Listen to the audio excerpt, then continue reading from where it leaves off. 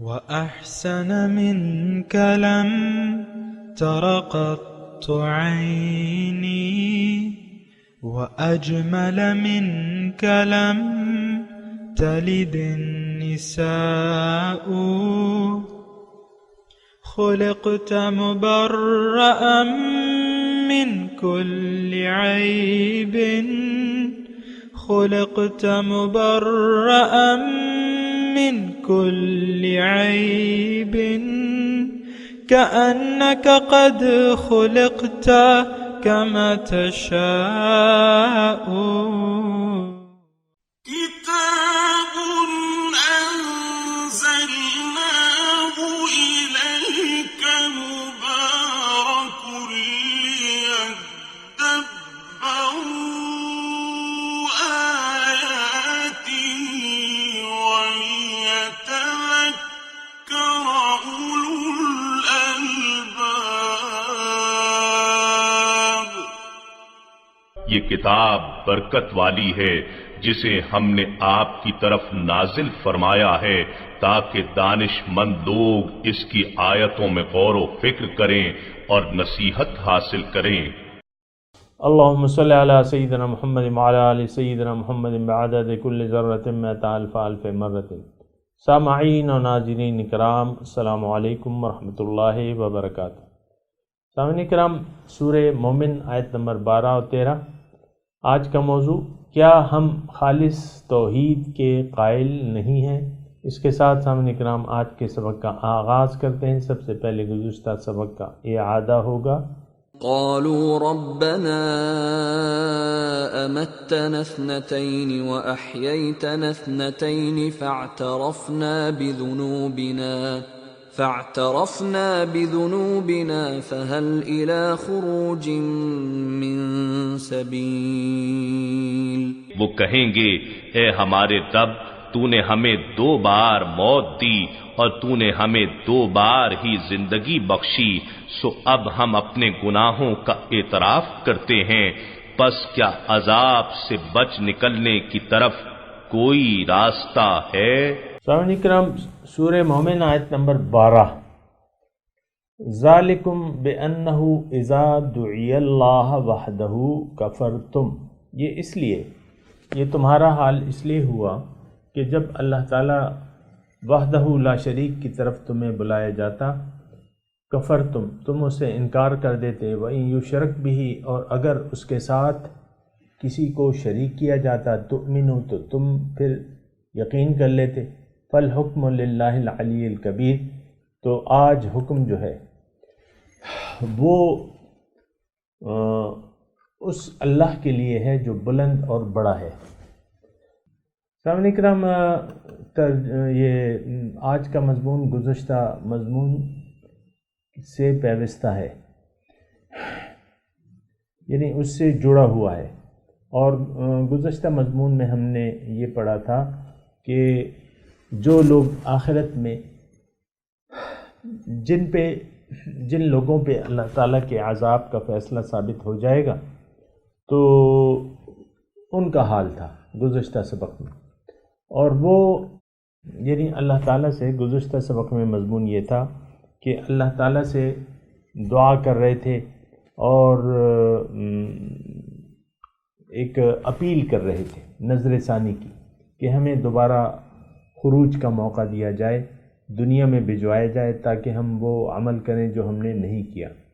تو بہرحال اس کا جواب تو نفی میں ہے، کیونکہ جو قیامت اور موت ایک ایسی حد ہے کہ جہاں سے واپس نہیں آیا جا سکتا۔ سامعین کرام، یعنی موت کے بعد جو زندگی ہوتی ہے، جو شروع ہوتی ہے، ہر جگہ کے اپنے یعنی وہ ہیں۔ یہاں مثال کے طور پہ ایک آدمی اگر مر جائے تو آپ اسے دوبارہ زندہ تو نہیں کر سکتے، یہ قانون ہے، قانون الہی ہے، اور یہ ہمیں معلوم ہے سب کو۔ ہنڈیا اگر بگڑ جائے، دودھ اگر خراب ہو جائے تو آپ دوبارہ اسے دودھ تو نہیں بنا سکتے۔ تو بات یہ ہے کہ سارے دنیا میں سمجھنے کے لیے کافی اس کے مثالیں موجود ہیں، لیکن بات یہ ہے کہ اصل معاملہ تو آخرت میں ہوگا، دنیا کا نتیجہ جو ہے وہ آخرت میں ہوگا۔ لیکن دنیا ایک ایسی جگہ ہے جہاں مہلت کا وقت ہے سامنے کرام، یہ بات نوٹ کر لیں اچھے طریقے سے کہ دنیا میں ہم اپنے گناہوں سے رجوع کر سکتے ہیں، اللہ تعالیٰ کی طرف پلٹ سکتے ہیں، کفر سے اسلام قبول کر سکتے ہیں، منافق سے مخلص بن سکتے ہیں۔ لیکن جب کفر کی حالت میں ایک انسان کا انتقال ہو جائے تو اب اس کے لیے کوئی راہ فرار نہیں ہے، اب اس کو ان نتائج کا سامنا ضرور کرنا پڑے گا کہ جو یعنی ناکامی کے نتائج کا سامنا اس کو ضرور کرنا پڑے گا۔ آج کا جو سبق ہے سامنے کرام، جو میں نے آپ کو ترجمہ سنایا ہے، تو اس میں یہی ہے کہ اللہ تعالیٰ اس عذاب میں گرفتار ہونے کی وجہ آج کے سبق میں بیان کی جا رہی ہے۔ ترجمہ خیر آپ نے سن لیا، دوبارہ اختصار سے میں بیان کر دیتا ہوں کہ مشرکانہ روش اختیار کرنے والوں سے یہ کہا جائے گا، کافرانہ روش اختیار کرنے والوں سے کہا جائے گا۔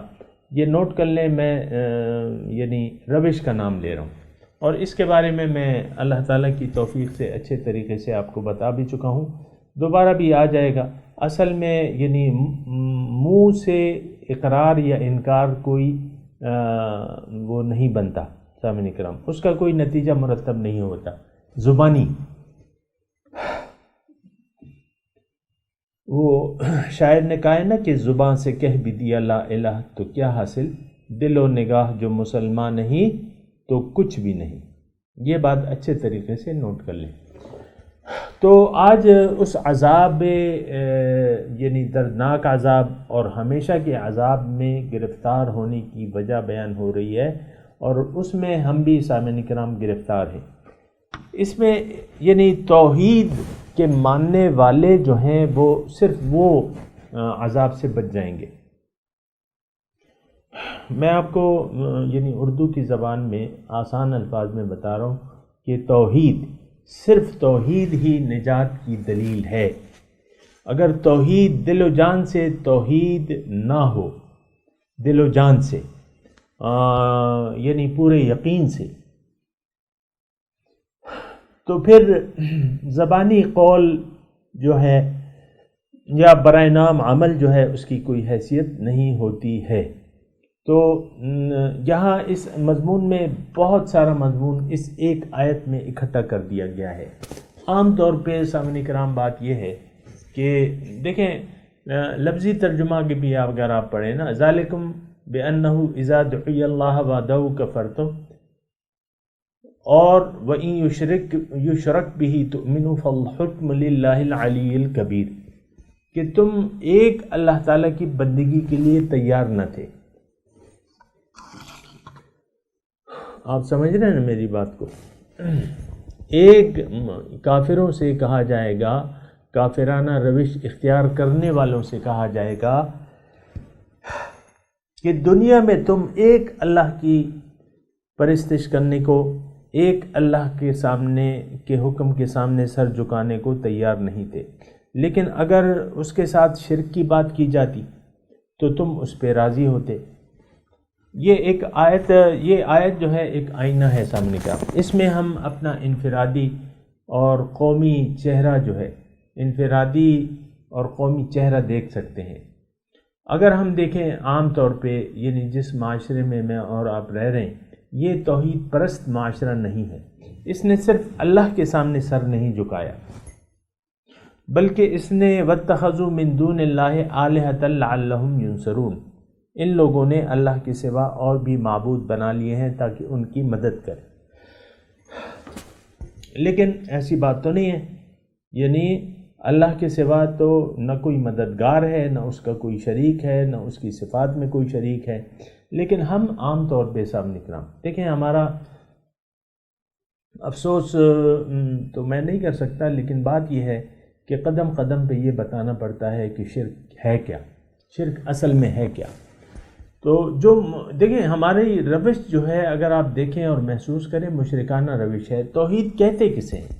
کہ ایک اللہ کی بندگی، ایک اللہ کی اطاعت، ایک اللہ کے سامنے سر جھکا دینا، ایک اللہ کو منزل تسلیم کر لینا، ایک اللہ کو اپنا مقصد حیات بنا لینا، آخرت کو اپنی ترجیح بنا لینا، یہ توحید ہے۔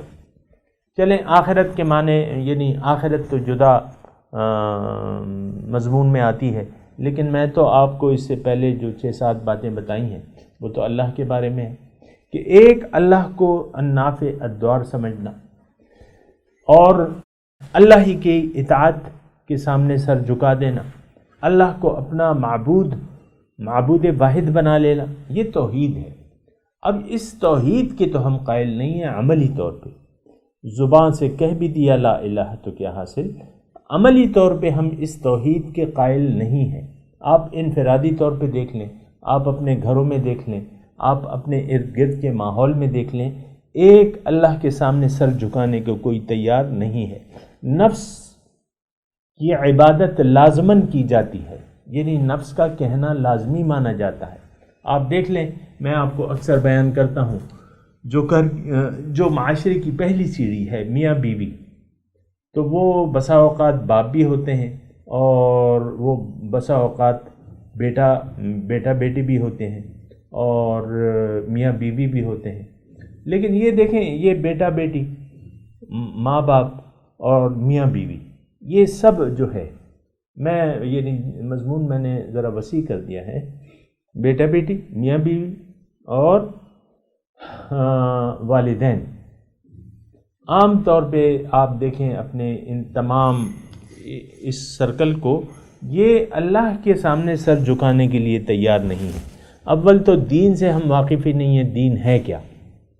حقیقی بات اگر میں آپ کو بتاؤں تو یہ ہے کہ دین کے یعنی ضرورت سے ہم آگاہ نہیں ہیں کہ دین ہماری ضرورت ہے کہ نہیں ہے، اور ہم اپنے آپ کو بھی بھولے ہوئے ہیں سامنے کرام، اپنے اللہ تعالیٰ کو بھی ہم نے بھلا دیا ہے، اس کی یاد ہمارے دل میں نہیں ہے، اس کی محبت ہمارے دل میں نہیں ہے۔ ہاں دیگر محبتیں ہیں جو کہ ظاہر کی ہیں، جس کا تعلق ظاہر سے ہے۔ تو یہ ساری باتیں ہیں اور اس پہ اچھے طریقے سے سوچنا اور سمجھنا چاہیے کہ ہم کس طرف جا رہے ہیں، کہاں جا رہے ہیں۔ اور یہ دیکھیں، یہ بالکل ہمارا حال ہے سورہ مومن کی آیت نمبر 12، ذالکم بانہ اذا دعی اللہ وحدہ کفرتم۔ یہ اس لیے کہ جب ایک اللہ کی بندگی کی طرف دعوت دی جاتی تھی تو اس سے تم انکار کر دیتے تھے۔ اب انکار یا قولاً یا عملاً، بس اتنا آپ فرق رکھ لیں، بات تو ایک ہی ہے، نتیجہ تو ایک ہی ہے۔ یہ تو میں آپ کو بیان کر چکا ہوں۔ وَإِن يُشْرَكْ بِهِ، اور اگر اس کے ساتھ اور شریکوں کی بات کی جاتی کہ ٹھیک ہے، نفس کا بھی کہنا مان لو، کبھی بیوی کا بھی مان لو اللہ کے حکم، کبھی شوہر کا بھی مان لو اللہ کے حکم کے مقابلے میں، تو اس پہ تم ایمان لے آتے تھے۔ بھئی یہ تو معاشرے کا رکھ رکھاؤ ہے، یہ تو دیکھنا پڑتا ہے، ناک کٹ جائے گی، لوگ کیا کہیں گے، اور یہ تو پرانی باتیں ہیں، اور ہم اتنے اونچے درجے والے کہاں ہیں کہ دین پہ مکمل عمل کریں۔ تو یہ ساری ہم نے بہانہ سازیاں اپنے لیے کر لی ہیں۔ تو بہرحال فالحکم للہ العلی الکبیر، آج وہ حکم ہوگا اس ذات کا جو بلند اور کبیر بڑی ہے، وہو العلی الکبیر، فالحکم للہ العلی الکبیر۔ تو سامعین کرام، یعنی اس وقت حکم تو آج بھی اللہ تعالیٰ کا ہے۔ یہ بات ذرا نوٹ کر لیں کہ حکم آج بھی اللہ کا چلتا ہے، ہمارے بہت سے، ہم ہر جگہ اللہ ہی کا حکم چلتا ہے۔ ابھی اللہ تعالیٰ بیان کر رہا ہے کہ دیکھو میری نشانیوں کو دیکھو، میں نے تمہارے لیے آسمان سے رزق نازل کیا ہے۔ اپنی پیدائش کو دیکھ لیں آپ، کہ آپ کو اپنی پیدائش میں کوئی اختیار تھا کہ آپ یہاں پاکستان میں پیدا ہوتے، پاکستان میں پھر مردان میں پیدا ہوتے؟ آپ کو کوئی اختیار تھا؟ یا آپ آج سے 100 سال پہلے کیوں نہیں پیدا ہوئے، یا 1000 سال پہلے کیوں نہیں پیدا ہوئے؟ آپ کا تو کوئی اختیار نہیں، اللہ ہی آپ کا خالق و مالک ہے، اسی نے ہمیں پیدا کیا ہے۔ پھر ہمارے رزق کا بھی اس نے ذمہ داری اٹھا لی ہے۔ اور یہ رزق دیکھیں، رزق اگر نہ ہوتا زمین پہ، یہ فصلیں نہ اگتی، یہ پانی نہ برستا، تو پھر آپ کیسے زندہ رہتے؟ یہ اللہ تعالیٰ کی نشانیاں ہیں۔ آج بھی اللہ تعالیٰ کا حکم ہے، یہ جاری ہے حکم سامنے کرام۔ اب یہ ہمارا تھوڑا سا اس نے ہمیں اختیار دے دیا ہے، تو یہ بھی اس کی مشیت ہے، یعنی یہ بھی اس کی مرضی سے اس نے ہمیں اختیار دیا ہوا ہے کہ اے بندو، اگر آج دنیا میں رہتے ہوئے جان نکلنے سے پہلے تمہاری روح یعنی موت سے پہلے اگر کوئی تم رجوع کرنا چاہو، نیک عمل کرنا چاہو، اللہ کی اپنی منزل بنانا چاہو تو تم کر سکتے ہو۔ اس کے بعد موقع نہیں ملے گا۔ اس دن خالص حکم اللہ کا ہوگا، آج بھی اللہ کا ہی حکم ہے سامنے کرم، ہم اس کو محسوس نہیں کرتے، وہ ایک الگ بات ہے، لیکن وہاں جو ہے وہاں بالکل نظر آ جائے گا۔ اور دوسری بات یہ ہے کہ وہاں اختیار تو موت، یعنی آپ ابھی آپ کا جسم ابھی دفنایا نہیں ہوتا ہے قبر میں، لیکن آپ جب روح نکل جاتی ہے تو آپ بے اختیار ہو جاتے ہیں۔ غاسل آپ کو اگر غلط سلط وہ نہلانا شروع کر دے کہ پہلے ہاتھوں کی بجائے پہلے پاؤں سے شروع کر دے، تو آپ اسے کچھ کہہ سکتے ہیں؟ بے جان، کوئی بات، کوئی حرکت ہی نہیں، کوئی اختیار ہی نہیں رہتا۔ تو فیصلہ جو ہے آج بھی اللہ کا ہے۔ ایک بات یہ نوٹ کر لیں، اللہ تعالیٰ پوری بادشاہی ہے آج اس کی، بیدہی ملکوت کل شیء، ہر چیز کا اختیار آج بھی اللہ تعالیٰ کے پاس ہے۔ یہ بات اچھے طریقے سے نوٹ کر لیں۔ اب اللہ تعالیٰ اگلی آیت کی طرف ہم بڑھتے ہیں۔ اس میں اللہ تعالیٰ، پہلے ترجمہ سن لیں، هو الذی یریکم آیاتہ وینزل لکم من السماء ماء، اللہ تعالیٰ وہ ذات ہے جو تمہیں اپنی نشانیاں دکھاتا ہے۔ هو الذی، اللہ وہ ذات ہے، یریکم جو دکھاتا ہے تمہیں، آیاتہ اپنی نشانیاں، وَيُنَزِّلُ لَكُم مِّنَ السَّمَاءِ رِزْقًا، اور تمہارے لیے آسمان سے اس نے رزق نازل کیا ہے، وَمَا يَتَذَكَّرُ، اور نصیحت حاصل نہیں کرتے اس بات سے، إِلَّا مَن يُنِيبُ، لیکن جو اللہ تعالیٰ کی طرف رجوع کر لیں، یعنی وہ لوگ جو اللہ تعالیٰ کی طرف رجوع کرنے والے ہیں، صرف وہ نصیحت حاصل کر سکتے ہیں۔ اس آیت پہ مضمون ہے صاحب کرام، اور وہ مضمون یہ ہے کہ اللہ تعالیٰ دیکھیں، ہم تو اللہ تعالیٰ کی نشانیوں سے غافل ہیں۔ نشانیوں کو دیکھ کے جو ہے اللہ تعالیٰ کی قدرت کا پتہ چلتا ہے، اور وہ پشتوں میں ایک بہت اچھی مثال ہے، ہمارے شیخ ہمیں بتاتے تھے کہ پشتوں میں ایک مثال ہے ضرب المثل، کہ خدا چالی دل نہ دے وہ پقدرتوں نہیں پیچھے۔ کیا مطلب اس کا مطلب یہ ہے کہ اللہ تعالیٰ کو کسی نے دیکھا نہیں ہے، لیکن اس کی قدرتوں سے اس کو پہچان سکتا ہے۔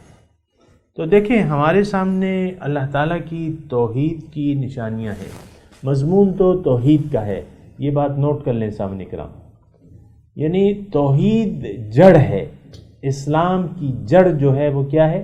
توحید۔ اور توحید کا میں نے آپ کو مطلب بنایا ہے کہ آپ ایک اللہ کو خالق، مالک، رب، معبود، مقصود، مطلوب، محبوب تسلیم کر لیں، اور اسی کے سامنے سر جھکا دیں، جیسا کہ ہم نے یہ گزشتہ صورت میں بھی پڑھا تھا کہ فدع اللہ مخلص، یہ ان اعبد اللہ، وہ ہے نا کہ فاعبدوہ واخلصوا لہ الدین، یعنی فاعبد اللہ مخلصا لہ الدین، اللہ کی بندگی کرو، دین اس کے لیے خالص کر لو۔ یہاں بھی وہی بات آ رہی ہے، فدعوا اللہ مخلصین لہ الدین ولو کرہ الکافرون۔ تو بہرحال میں آپ کو نشانیوں کی بات کر رہا تھا سامعین اکرام۔ نشانیاں جو ہیں اللہ تعالیٰ کی بکھری پڑی ہیں۔ بعض اوقات یہ ہوتا ہے کہ لوگ مجھے کہتے ہیں کہ بھئی یہ آپ جو کہہ رہے ہیں یہ ہم کیسے اس کو عمل میں لائیں؟ یہ دنیا کو تو ہم نے دیکھا ہوا ہے، اور دنیا مثال کے طور پہ ایک خوبصورت عورت ہے، عورت کی میں بات اس لیے کر رہا ہوں کہ جو قرآن میں آیا ہے اس کا تذکرہ سب سے پہلے جو ہے وہ یعنی اللہ تعالیٰ نے جو فرمایا نا زُيِّنَ لِلنَّاسِ حُبُّ الشَّهَوَاتِ مِنَ النِّسَاءِ، لوگوں کو مزین کر دی گئی ہیں محبت خواہشات کی، اور اس میں پہلا جو ذکر ہے وہ عورتوں کا ہے۔ ظاہر ہے عورت ہو مرد ہو یہ سب اللہ تعالیٰ کی تخلیقات کے نمونے ہیں سامنے کرام، اس کی میں تفصیل میں نہیں جاؤں گا، لیکن میں وہ بات کہہ رہا تھا، آپ کو سنا رہا تھا کہ بعض لوگ مجھے کہتے ہیں کہ ہم نے تو یہ ظاہر کو دیکھا ہے تو اس کی محبت ہمارے دل میں آ گئی ہے۔ مثال کے طور پہ ایک لڑکا لڑکی کو دیکھتا ہے تو وہ اس سے محبت کرنے لگتا ہے۔ آپ دیکھتے ہیں نا یہ جو جھوٹے عشق ہوتے ہیں یا جھوٹی محبتیں ہوتی ہیں، محبت ایک ہے سچی، وہ صرف اللہ سے ہوتی ہے۔ پھر مجازی ہوتا ہے، مجازی عشق مجازی وہ اللہ کے بندوں سے ہوتا ہے اور اللہ تعالیٰ کے جو متعلقات ہیں ان سے ہوتا ہے۔ یہ باقی محبتیں جو ہیں یہ تو نفسانی محبتیں ہیں اور جھوٹی محبتیں ہیں، اس کا کوئی سر پیر نہیں ہے۔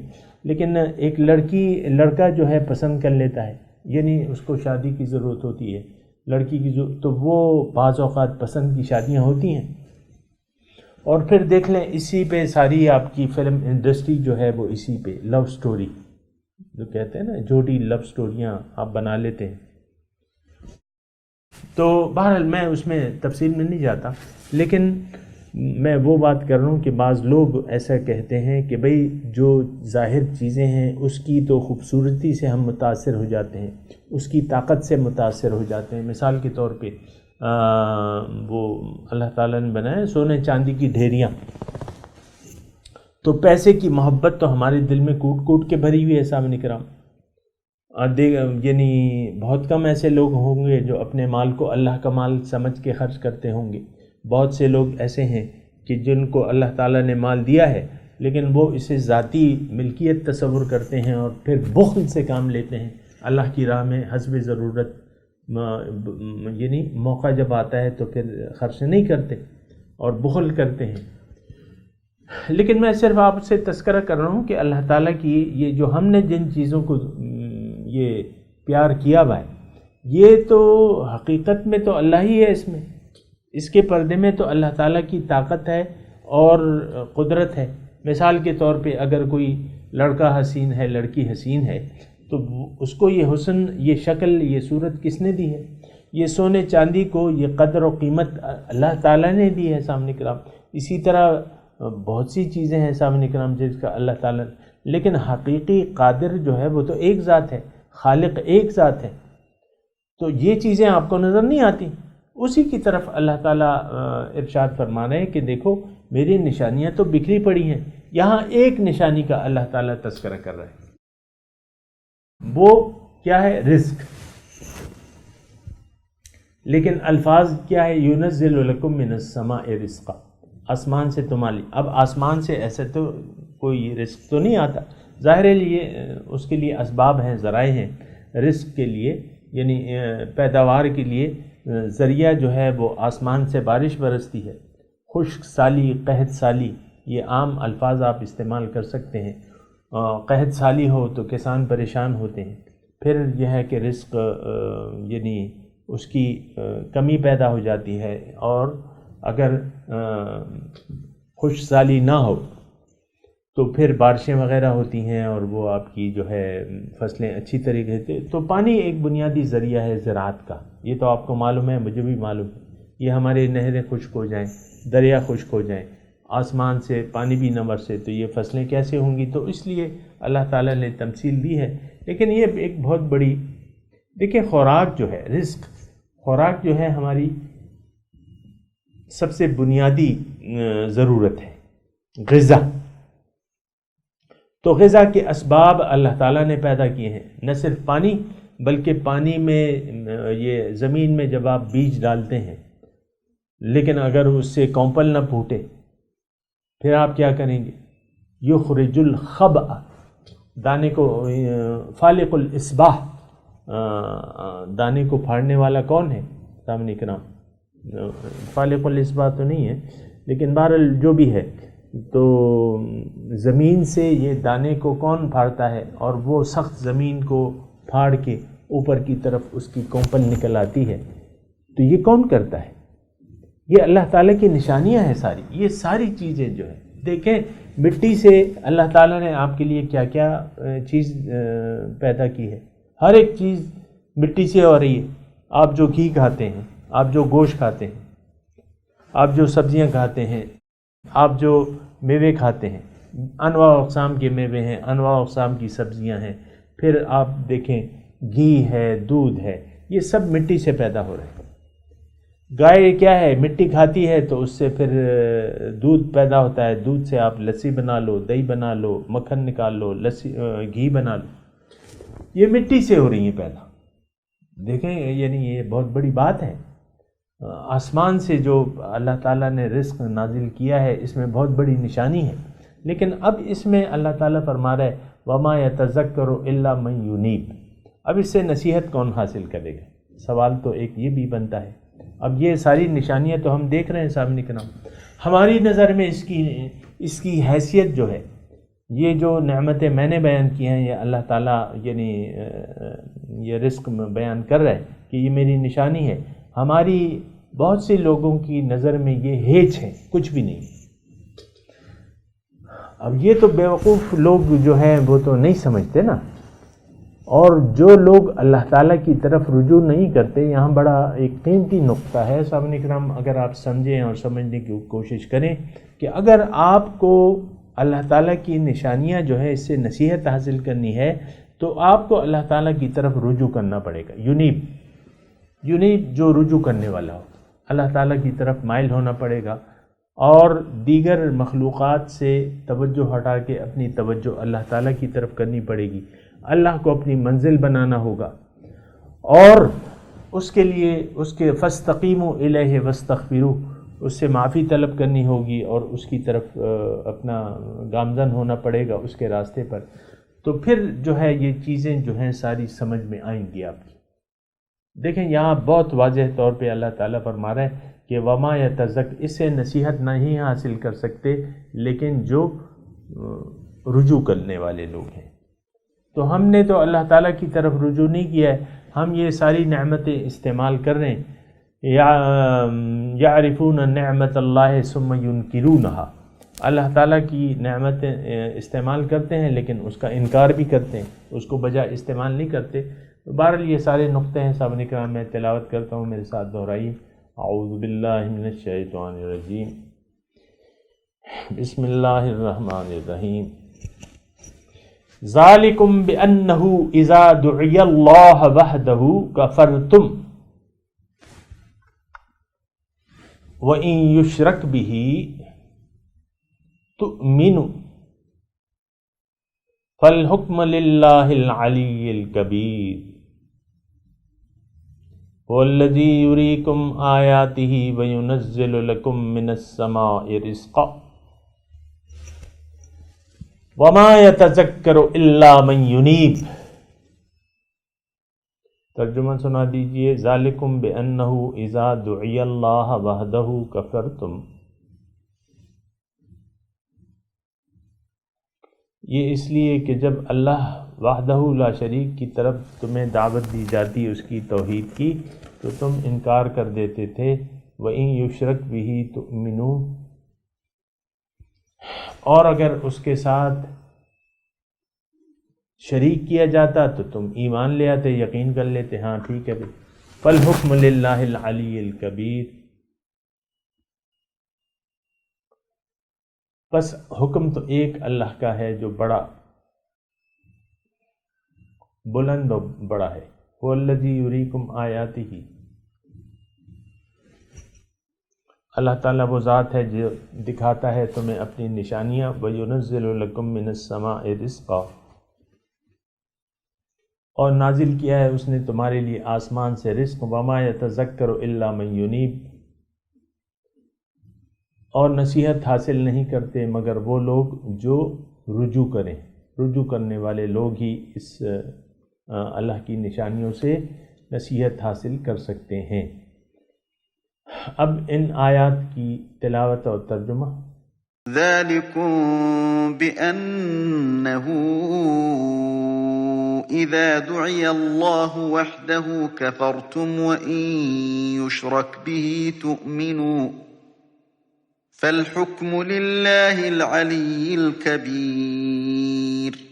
That is because when God alone was called upon, you disbelieved. But when others were associated with him, you believed. Judgment rests with God the Sublime, the Majestic. هو الذي يريكم آياته وينزل لكم من السماء رزقا وما يتذكر إلا من ينيب. It is he who shows you his wonders and sends down sustenance from the sky for you, but none pays heed except the repentant.